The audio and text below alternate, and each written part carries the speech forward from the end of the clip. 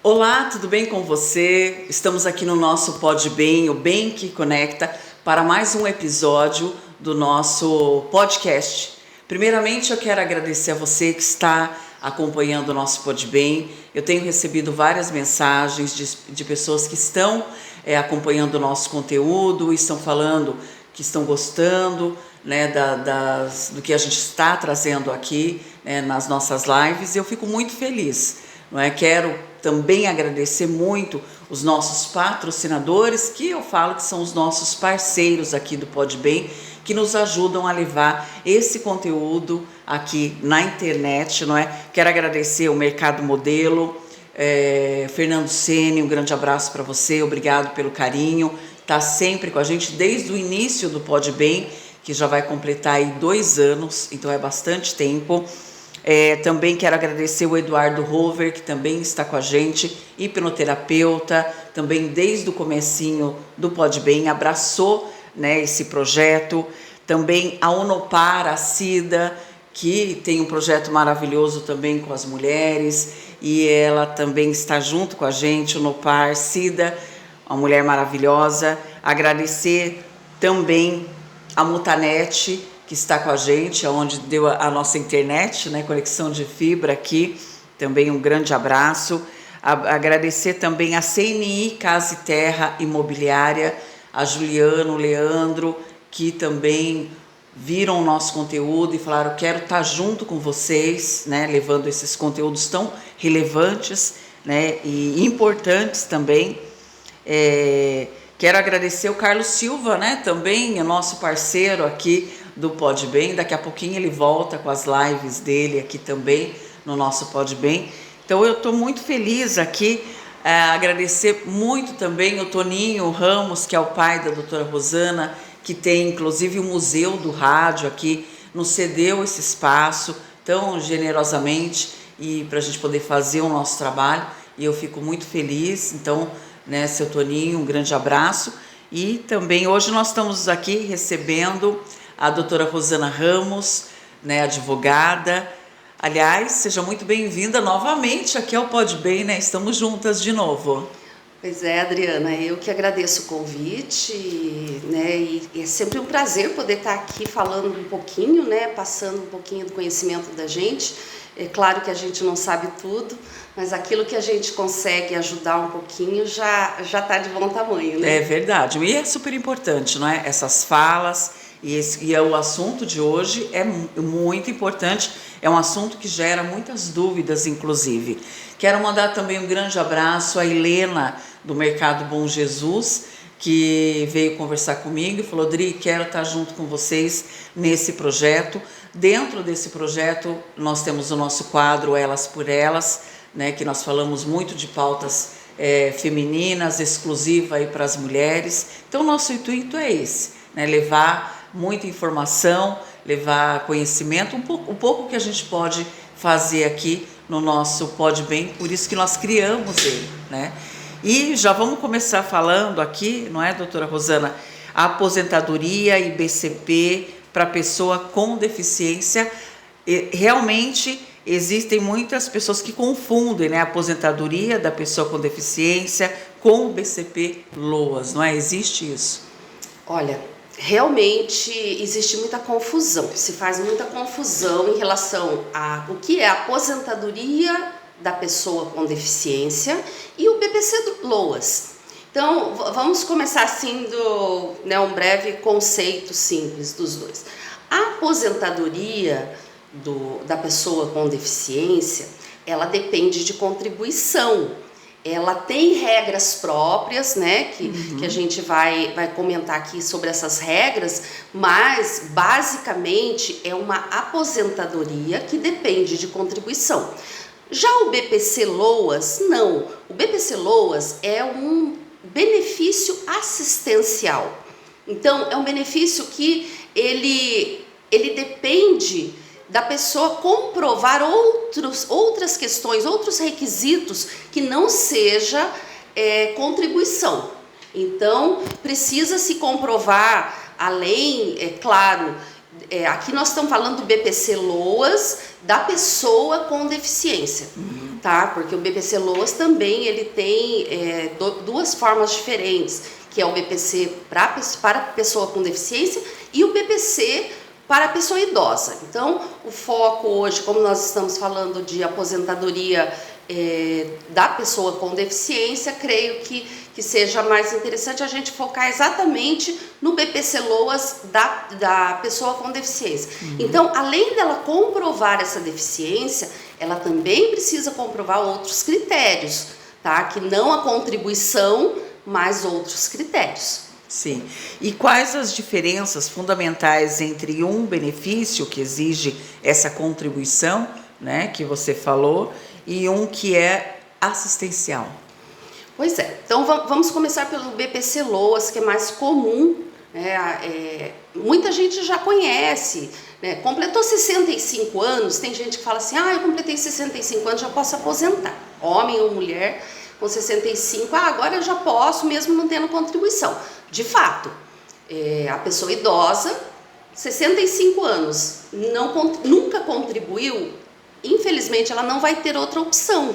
Ela vai ter que tentar se enquadrar em um dos critérios do BPC Loas.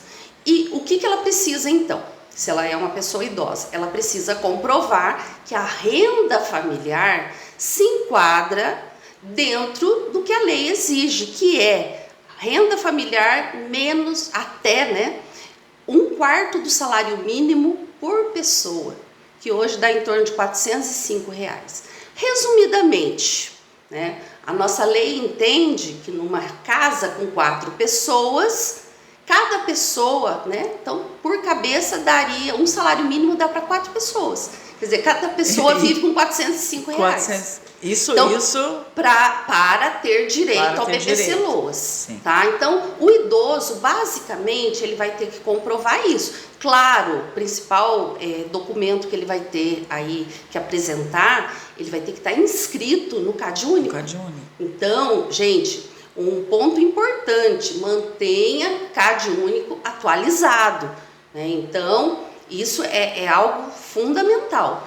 E esse CAD Único, ele ali no formulário do CAD Único, está praticamente a história da pessoa. Quantas pessoas moram na casa, qual que é a renda de cada membro da família. Então, por isso a importância. Então, no BPC Loas, leva-se em consideração esses critérios, não a contribuição. Tá, eu falei do idoso, então vamos entrar no BPC Loas da pessoa com deficiência. O BPC Loas da pessoa com deficiência, ele não precisa ter idade, né? Às vezes é uma criança, tá, que recebe ali. Só que ela precisa comprovar a deficiência. E existe uma outra confusão muito comum, confundir doença com deficiência, tá? Sim. O critério de doença, o médico vai colocar ali o CID, a pessoa é portadora da doença tal, que gera incapacidade para o trabalho e tal, é o que consta ali no atestado. Já a pessoa com deficiência, ela tem uma deficiência de longo prazo. É algo que muitas vezes não impede essa pessoa com deficiência de trabalhar. Às vezes às vezes a gente vê, por exemplo, jovens sempre são encaminhados pela APAE, fazendo aquele estágio, trabalhando ali. Sim. Por quê? Ele pode receber o BPC e se o critério de renda às vezes dá, ele pode até trabalhar, tá? Mas tudo, gente, depende do critério de renda, tá? Então a questão de trabalhar, ela é muito restrita em razão do critério de renda. Mas não que a deficiência em si impede uma pessoa de trabalhar. Então, é a diferença de incapacidade para benefícios de auxílio-doença, aposentadoria por invalidez, de um benefício que dependa de comprovar deficiência. A deficiência tem que ter em mente que vai constar, inclusive, no atestado, no laudo médico, que a pessoa possui uma deficiência de longo prazo e tal. Isso, gente, até em razão disso, que de 2 em 2 anos, a pessoa às vezes é chamada para fazer perícia novamente, né? Às vezes as pessoas falam, mas já é uma deficiência, está comprovado, tá? Mas o INSS, em razão, eu sempre digo assim, em razão dos maus, os bons acabam pagando. Acabam pagando, então, para que não aconteça nenhum tipo de fraude aí, é que acaba sempre se chamando, né, novamente para fazer perícia. Tanto para a questão de saúde, né, na questão médica, como na questão critério de renda. Por quê? Uma pessoa pode, hoje, para requerer um BPC, se enquadrar exatamente no critério de renda, o seu cadastro único está tudo ali bonitinho, só que passaram-se 2, 3 anos e um filho, por exemplo, que era uma criança na época e hoje já está no mercado de trabalho. Então essa família passou a ter mais uma renda dentro de casa, que é desse outro filho. Então essa renda vai influenciar. Olha só, indo de encontro com o que você está falando, né, doutora Rosana, existe uma diferença jurídica aí entre ser uma pessoa com a deficiência, não é? E o estar incapacitado aí para o trabalho. Como que o INSS avalia essa linha tênue disso? Que é, né, bem específico.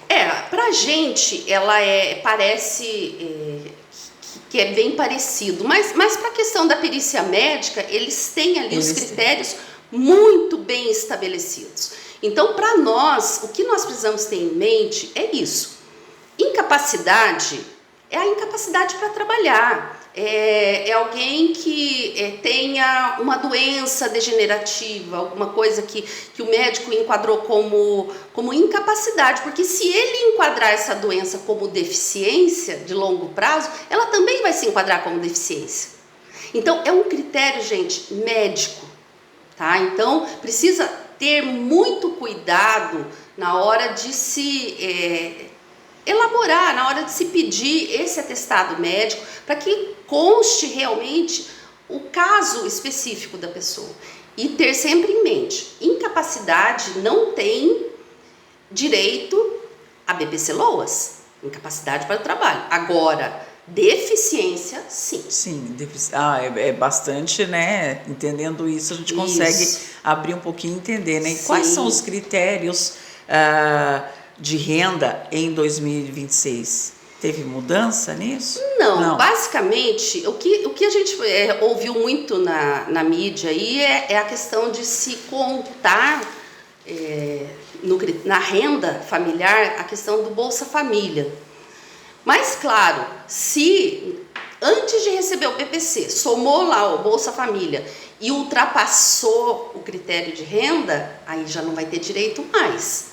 Então, basicamente, a mudança que teve em 2026 é essa, é acrescentar algumas coisas que antes não somava na renda, tá? E agora soma.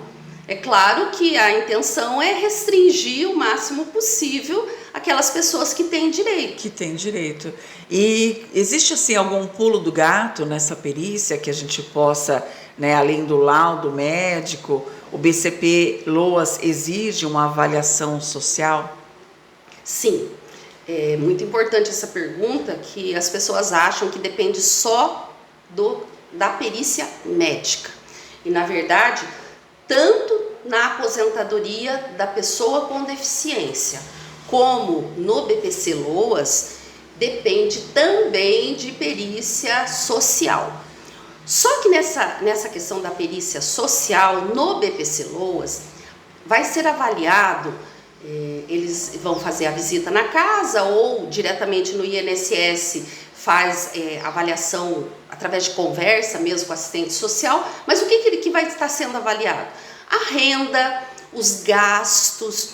Então, eu digo assim, o que a pessoa tem que ter? Pelo menos, quando for na perícia, leve dos últimos 3 meses tudo que você gastou.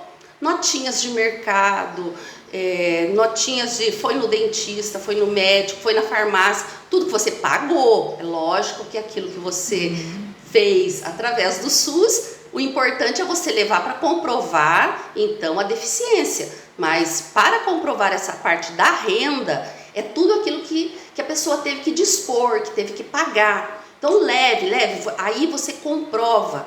E por que isso? Porque Porque muitas vezes a pessoa ultrapassa um pouquinho o critério da renda. Às vezes a família, juntando ali todos os rendimentos da família, vai dar ali R$ 2.500, por exemplo.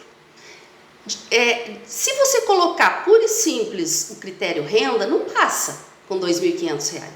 Mas se você confrontar os 2.500, mas colocar tudo que a pessoa gasta, principalmente com a pessoa com deficiência. Porque muitas vezes tem pessoa com deficiência que usa fralda, que usa um remédio muito caro que não tem, né, pelo SUS, muitas vezes toma algum leite especial, né? Às vezes depende de um cuidador. Então, tem despesas tão específicas da pessoa com deficiência que essas despesas, sim, elas serão abatidas, tá? Locomoção, muitas vezes, né? Só que na perícia social da pessoa com deficiência, já não é isso que vai estar sendo avaliado, né? Então, para não confundir, na avaliação da pessoa com deficiência, assistente social vai estar verificando as barreiras que essa pessoa com deficiência enfrenta na sociedade. Então, se ela tem uma deficiência visual, quais são as barreiras que ela enfrenta? Por que ela não é uma pessoa 100% normal, vamos dizer assim, não é bem essa palavra, mas ela tem limitações, né? Vamos dizer, ela tem limitações para se desenvolver na sociedade, e são essas limitações que a assistente social está verificando, tá? Então, a pessoa tem limitação porque ela é um cadeirante. Quais são as limitações de um cadeirante? A deficiência dele é uma deficiência física e ele depende de uma cadeira. Então, ele vai comprovar as limitações que ele tem. Uma pessoa que tem uma deficiência no braço, né? Então, ele tem várias limitações. Inclusive, pegar algum objeto, pentear um cabelo, às vezes de tomar um banho. Então, tudo isso é limitação. Então, na aposentadoria da pessoa com deficiência, são essas limitações que vão estar sendo avaliadas, que já no BPC não. No BPC, assistência social vai avaliar renda. E qual é o erro mais comum, doutora Rosana, que os familiares cometem durante essa visita, não é, da assistente social numa entrevista? Eu acho que o maior erro é querer inventar coisa que não existe, né? Então, se a pessoa fala normalmente, claro, alguém que vai pedir um benefício, seja ele assistencial ou previdenciário, eu sou da seguinte opinião: a verdade ela é o que mais vai prevalecer na hora. É claro que as pessoas vão falar assim: mas se eu falar a verdade, eles não vão considerar. Considera, se essa verdade for aquilo que realmente te traz limitação, realmente você tem essa despesa, você vai conseguir. Claro que você tem que ter, no caso das despesas, você tem que levar provas. Só a palavra não vai resolver. E uma coisa que você já falou aqui em outras entrevistas, o quanto é importante a pessoa ter uma pastinha realmente, não é? E guardar tudo, até essas provas, essas contas, tudo, porque isso daí é super importante, então, que é o que vai levar, não é? Exatamente. A pessoa precisa ter essa documentação. Embora a gente esteja aí num mundo totalmente digital, que as pessoas falam, eu pago tudo pela internet, mas tem um comprovante. Não preciso ter papel, precisa. Nessas ocasiões você precisa sim. É claro que no momento do requerimento, que você vai fazer ali esse requerimento via internet, você vai juntar tudo ali num PDF e vai juntar a documentação. Mas quando você estiver frente a frente com o perito, quanto mais prova concreta você tiver, é melhor do que só você falar. Então, só você falar é diferente. Uma perícia, por exemplo, que vai avaliar que você não tem condições visuais de dirigir 100% um veículo, né? Que é o caso da visão monocular. O que o perito vai fazer? Ele vai colocar você para dirigir. Então, ele vai querer comprovar na prática. Você tem dificuldade para atravessar uma rua, o perito vai lá e vai tentar atravessar a rua com você. Claro que eu estou falando do perito judicial, porque o do INSS ele vai estar lá só te entrevistando. Uhum. E o que acontece? Muitas vezes a pessoa é reprovada na perícia do INSS e depois passa na perícia social, né? Olha só, e com esse reajuste, doutora Rosana, do salário mínimo para 1.621 agora, não é? Que nós tivemos, o que muda para quem recebe o BCP? Então, o que BPC, muda, né, na verdade. O que muda é o que eu falei, esse acréscimo de algumas rendas que antes não somava. Antigamente a família recebia o Bolsa Família e nem se somava isso. Era tipo assim, descartado na hora de se avaliar os critérios. Hoje é somado. Então a pessoa entra tudo isso para saber quanto que a pessoa tem de renda. Ela recebe Bolsa Família, ela recebe isso, daí vai somar tudo para ver qual que é a renda familiar. E antes não se somava. Mas no mais, o critério é o mesmo. Ainda é 1/4 do salário mínimo por cabeça. É claro, isso aí é um absurdo, mas não mudou além do tempo. É realmente, de fato, porque na prática a gente vê que não funciona assim, não é? Uma pessoa não consegue realmente sobreviver com esse valor. Sim. E existe alguma discussão atual sobre o direito do 13º salário para esses benefícios? A gente ouve até discussões aí no campo político, no campo jurídico, mas na prática o entendimento é que o BPC Loas é um benefício assistencial àquela pessoa em vulnerabilidade social, aquela pessoa que realmente precisa de um benefício mensal, mês a mês, diferente do benefício previdenciário contributivo, que é aquele que você contribui para depois você ter de volta. Então, não vejo assim, pelo menos a curto e médio prazo aí, qualquer possibilidade de se incluir 13º no BPC Loas. E seria bastante interessante, não é? Sim, porque a pessoa que recebe o BPC, o idoso, por exemplo, a necessidade dele é a mesma daquele que recebe um benefício previdenciário de um salário mínimo. Sim. Mas ele não tem. Mas ele não tem, exatamente. Não é? Assim como o BPC Loas não passa para o cônjuge em caso de falecimento, como pensão por morte. Não passa? Não. É personalíssimo, que a gente diz. Ele existe enquanto a pessoa é viva. É só dela. Ele não passa para outra pessoa. E aí depois, se acontece isso e a pessoa não tem o BPC Loas, ela tem que ver uma outra forma. Exatamente. Mas uma coisa interessante, duas pessoas que recebem BPC Loas, o marido e a mulher recebem BPC Loas. Isso pode. Os dois benefícios Os dois Sim. na casa, isso Exatamente. pode, né? E uma pessoa que recebe esse benefício assistencial, ela pode receber outro benefício? Não. Não. O BPC Loas, o benefício assistencial, ele não acumula com outro. Então, esse é um critério, assim, que as pessoas reclamam muito, né? Porque, às vezes, alguém já recebe pensão por morte, né? Já faleceu o marido, a mulher já recebe pensão. Aí, ela completa 65 anos. Ela fala, agora eu vim receber a minha aposentadoria. Mas você contribuiu? Não.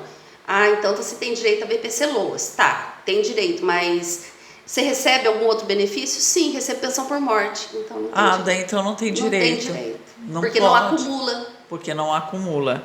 E nós estamos vivendo agora, não é, doutora Rosana, numa era da tecnologia, né, INSS.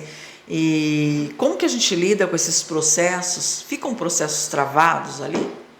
E muito. Muitos. O INSS nunca esteve tão abarrotado de processos. E mesmo com essa era da tecnologia, que a tendência que a gente imagina é que flui, né? Mas junto com ela veio um aumento muito grande de pedidos. Eu vejo assim, aumentou muito, a demanda aumentou muito também. Mas que está lento também está muito lento. talento. As né? análises estão assim, de entristecer a gente, de pessoas que precisam de um benefício de auxílio-doença urgente, porque não está conseguindo trabalhar.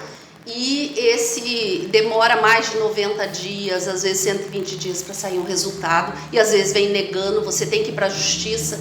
Quer dizer, um direito que você tinha e uma necessidade urgente, você vai receber dali um ano. Se estende, vai se estendendo isso. Exatamente. E, doutora Rosana, tem algum caso assim real, né, onde um detalhe no laudo, uma documentação, né, mudou completamente o resultado desse processo que de repente parecia perdido? Nossa, muito. As pessoas têm que tomar assim, muita atenção, tem que ter muita atenção para documentos que às vezes você não dá muita importância, mas o INSS vai dar muita importância. Eu me lembro assim de um caso concreto que não é nem PPC-LOAS, nem da pessoa com deficiência, mas era uma pensão por morte. E a pessoa tinha, na época, que comprovar também a união estável. Que para ela ter direito à pensão por morte do marido, do companheiro, no caso, porque ela não era casada no civil, ela precisava de, no mínimo, 3 documentos para comprovar a união estável. Uhum. E chegou lá no INSS, não tinha, na época que a gente ia no INSS ainda. Aí surgiu assim, no estalo, mas espera lá, você teve filho com ele, e será que no hospital não tem no prontuário, será que não foi ele que assinou para o teu internamento? Ah, provavelmente. Ah, tá, então abriu ali, o INSS abre a exigência, ela correu lá, procurou, realmente ele tinha assinado para o internamento. E esse documento, lógico, depois de tirar cópia autenticar essa cópia, tudo certinho, que não é uma cópia simples, tem que tomar esses cuidados também, esse documento fez a diferença. Então existe muito isso, de um documento fazer a diferença. Olha só, isso é muito importante, né? Por isso que eu quis trazer aqui essa pergunta, não é? E eu gostaria que você falasse, doutora Rosana, mais dicas, assim, o que pode ser feito em relação a esse tema para que as pessoas realmente fiquem bastante preparadas, né, quando elas necessitam, porque tem muita gente que conversa, mas como é que eu posso fazer isso? Porque tem que ter também um conhecimento, né, e conversar com alguém que tem um conhecimento para ter um respaldo também, né, quando vai entrar num pedido desse. Hoje, mais do que nunca, Adriana, precisa entrar já com o pedido inicial com o máximo de documento possível. Não adianta depois você a gente até arrisca fazer isso, mas é um risco também de dar errado. Uhum. É você apresentar documentos novos depois no processo judicial. Só que o INSS, ele pode alegar que ele não teve conhecimento na fase administrativa. Ah, mas esse documento eu não conheci, talvez poderia ter sido aprovado se eu tivesse, sabe? Às vezes você trava todo um processo porque você não apresentou tudo de uma vez.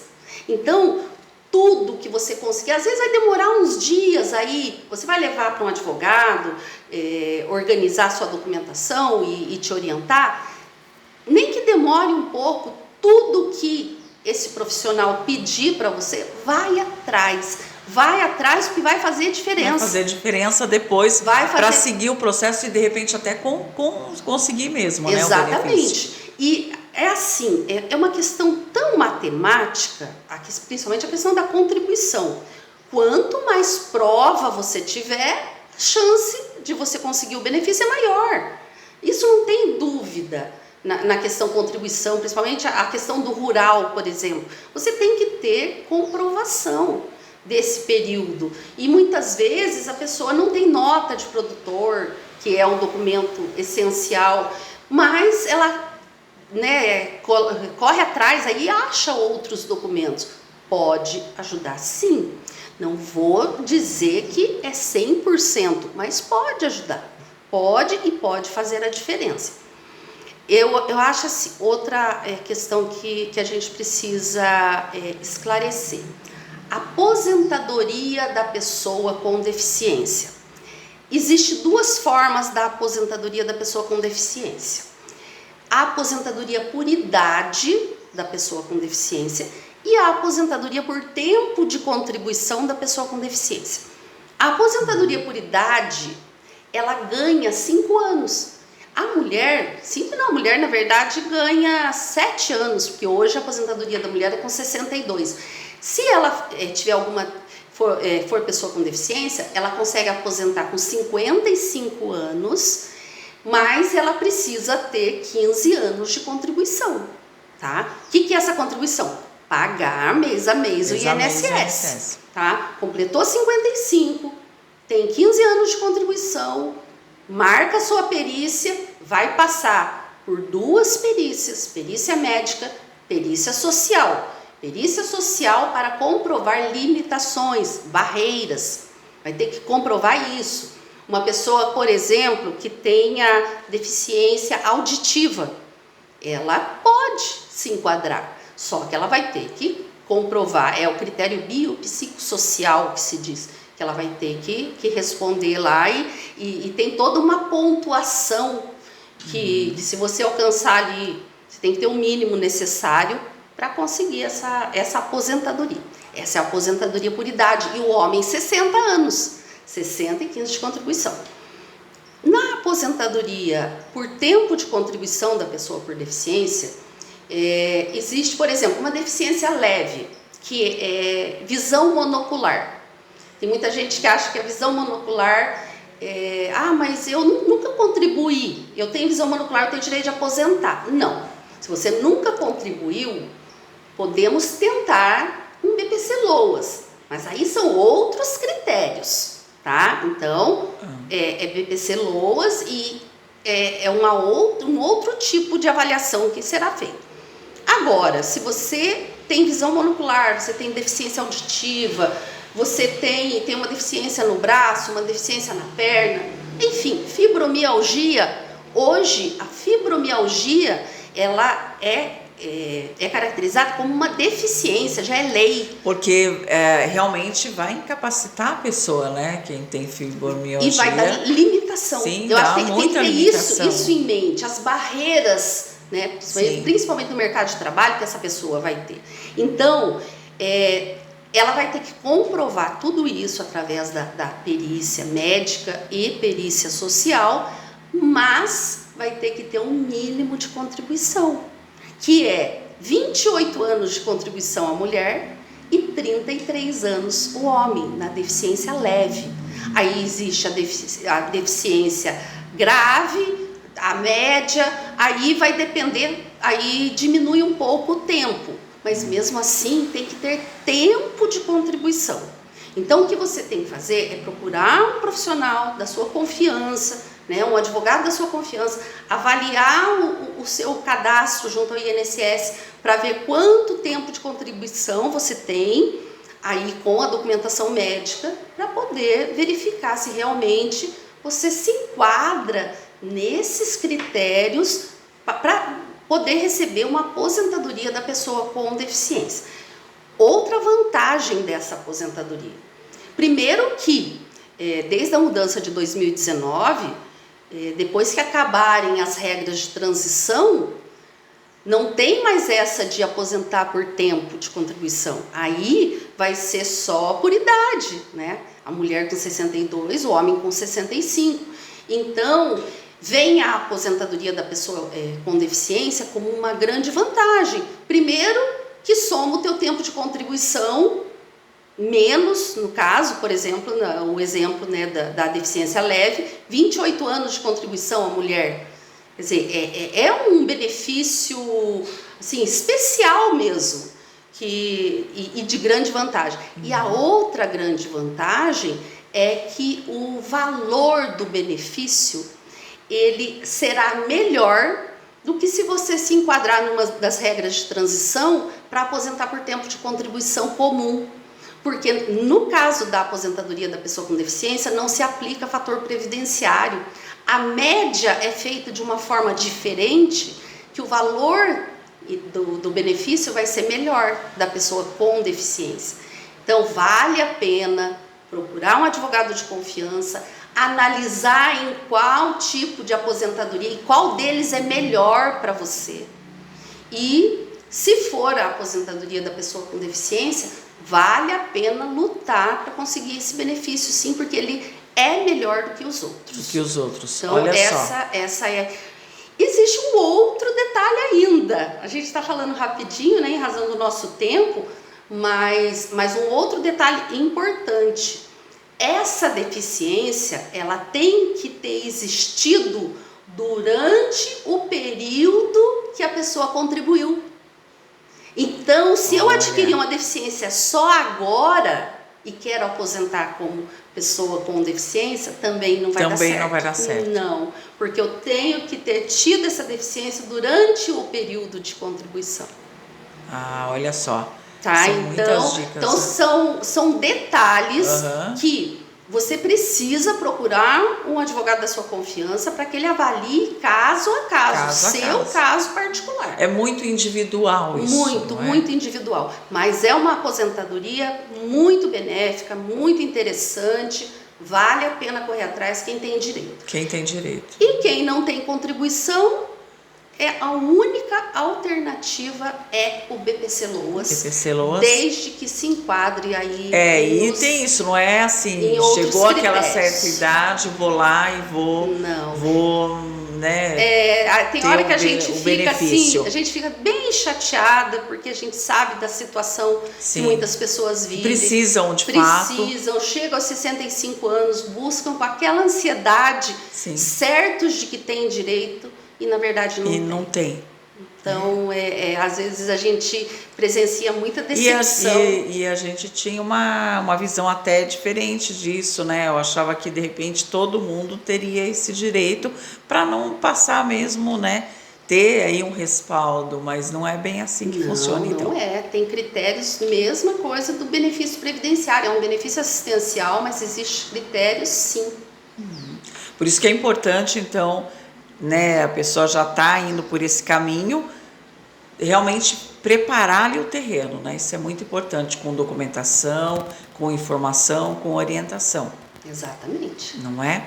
Olha só aqui, que bacana, não é? Terminamos aqui, agradeço, doutora Rosana, a sua presença aqui. Vamos voltar para mais temas como este, que é super importante, né? Porque a informação, eu acho que abre um caminho, né? Por mais difícil que seja, porque a gente sabe que nada, né, quando principalmente, né, nessa área, os caminhos são aí difíceis, mas se a gente tem uma orientação, não é? Se a gente sabe como seguir, se torna mais fácil, inclusive, não é? Exatamente, a gente sempre orienta exatamente isso. Procure, né, um profissional da sua confiança, mas procura, ele vai te orientar. E outro ponto importante, se ele te orientar a ir atrás de documento, é chato, cansa, às vezes a gente tem que pedir para algumas pessoas que a gente fica meio chateado de pedir, mas peça, a sua aposentadoria que está em jogo. Que está em jogo. Então vale a pena, vai atrás da documentação que vale a pena. E até antes disso, né, doutora Rosana, a pessoa que ela tem ali as suas pastinhas, a sua organização, vai ficando tudo mais fácil depois, né? Porque o tempo passa, não é? Com certeza. E aquela pessoa que tem alguma deficiência, contribua. Se você não tem outra forma e trabalha sem registro, trabalha na informalidade, faça sua contribuição mensal, contribua lá pelo mínimo, depois se tiver que complementar é mais fácil. Faça ali a sua contribuição, mas não deixa assim, né? Não deixa enrolando de assim, né? Porque depois complica mais. Agradeço novamente a sua presença aqui, não é? E olha, já aproveito e falo para você, siga, se inscreva no nosso canal, que é muito importante, se inscrever no nosso canal. Tem muita gente que assiste a live, mas não se inscreve. Mas se você se inscreve e ativa o sininho, você vai sempre receber as nossas notificações. E a gente está sempre aqui com vídeos novos no nosso canal do Pode Bem, tá bom? Desejo aí, bom dia, tudo de bom.